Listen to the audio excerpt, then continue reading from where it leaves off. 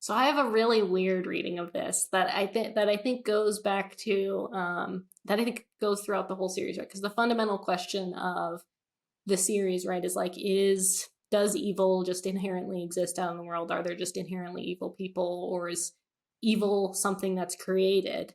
And when I think about this in relationship to like native stories, specifically the Ojibwe tradition of like, I won't say it because I know some people don't want to hear it, like the W beings, Hmm. um, that those stories, right? So in those stories, most of the times those beings come about not because there's like any sort of inherent evil in the world, right? But because people are transformed through, failing to enact their kinship relations, right? So if someone gets isolated, or somebody doesn't have the things that they need, they take on these like murderous sort of cannibalistic urges, right? Um, and so for me, I can see some of that in Michael Myers, right? Like that Michael Myers is this entity that infects other people with these Right. kinds of like cannibalistic, murderous urges. But the thing that like these films never get an answer to, right, is like, how do we stop this? Yeah. Like, how do we stop that? How can we make a world so that a Michael Myers doesn't exist? Because ultimately, can't get over this question of like, is evil created or not? Whereas in these traditions, evil is created, right? Like evil comes about because imbalance is created within the community. And so the answer in, I think the Ojibwe answer, or, if I'm thinking about like the film Edge of the Knife, which is a Haida film, which is Hmm. a similar narrative, right? Where, this guy accidentally kills his nephew, and then gets transformed into this being called a Gagid, which is this kind of like wild man that's isolated from the community. And in that story, the community brings him back because the community comes together and has a ceremony and shows that you can like bring someone back into the community, even if they've done really horrible things. And so Native people like have an answer to these questions, right? Is like, yes, evil is created. And the way that you keep from creating a Michael Myers is not only, instilling good values of like balance and recognizing the value of all life, not just human life, but also, watching out for each other. Like that's the most important thing. Like Hmm. when you hear one of these stories, it's not just like, so don't do these bad things so that you end up becoming a Gagid or a Rougarou or a W being or whatever. It's don't do these things and be attentive to your relations so that they don't end up doing this stuff and Right. we don't end up creating this type of person because we aren't being accountable to each other.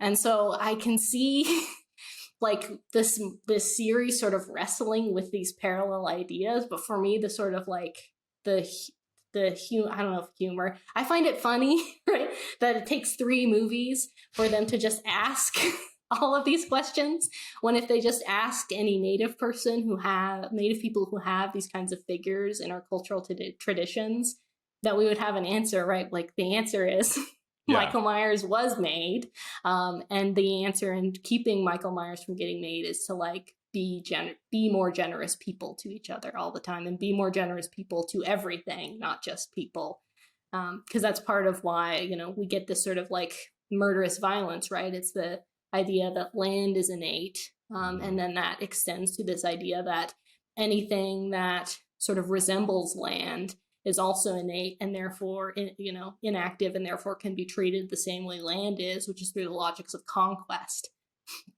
So I know in my last one I talked about like David Cronenberg was sort of like getting at these answers and this type of thing too in Crimes of the Future. And so I think it's interesting to see these Western directors sort of start to grapple with these issues in horror, when like Only after genocide and land only theft. after, yeah, Yeah. which is fine, where I'm like, Finally oh, coming those around. I know, where I'm like, oh, where I don't know, I like Cherie Dimaline, who's a Métis writer, says this mean but true and mean thing, which she's like, the reason that these white people have no idea what they're doing, that we kind of have to treat them like babies, is Hmm. because they killed all the people in their communities that had knowledge of the land, right? They killed Right. all of the witches and the druids and all of these people that could have instilled them with these values that could save them. And so it's funny to me that, in all of this, 300 years, 400 years, 500 years of like horror history.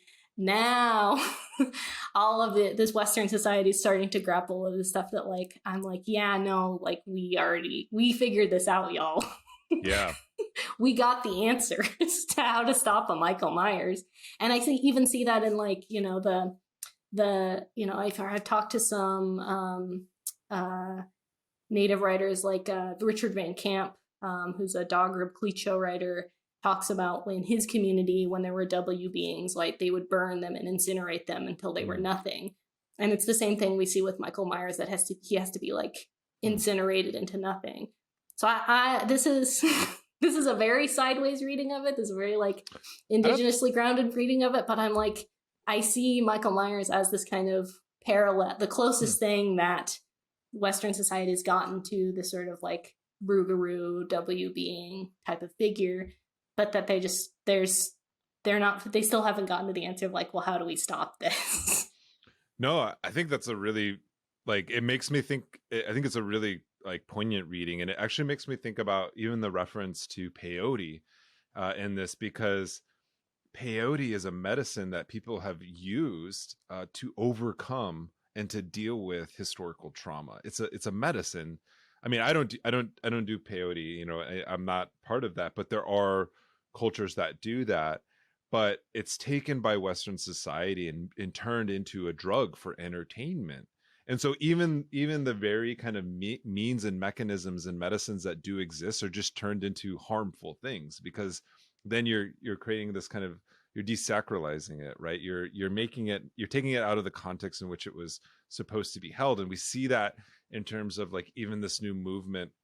It's coming from these kind of like bros who I would like, these incels and whatnot, and this kind of weird culture of obsessing about ayahuasca as well now. And my really good friend, we had her on the show. Her name is Vivi Camacho. She's part of the Vice Ministry of Ancestral Knowledge and Medicine in the plurinational Bolivian state.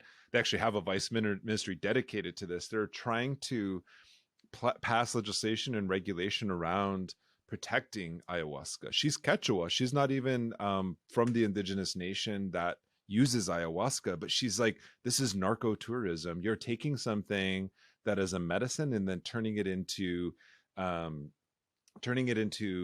you're commodifying it. And we see how that has affected Bolivian society in the transformation of coca into cocaine for the consumption of like Western culture. So even coca leaves are medicinal, and they have a very specific, spiritual, cultural, as well as biological, biophysical use and function within Andean highland society. But they're just turned into a cheap form of entertainment that creates wars and death and, further destruction.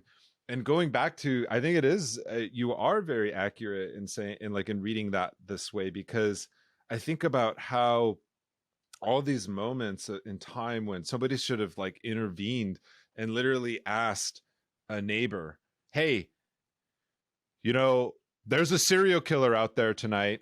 Maybe you should lock your doors. Right. And that was, Lori is responsible for that because she herself is alienated. She's trapped in her home. There's all kinds of metaphors you can put in that. Right. She becomes obsessed with her home, turning her home into this fortress. It's a cage for her, cage for him, trap for her, trap for him. We don't really know, but it alienates her from the rest of her surroundings. And it actually results in the premature death and the violent deaths of even her neighbors, whom she just didn't have the wherewithal to care about, right? Because she was so busy trying to survive in her kind of myopic world of Michael Myers.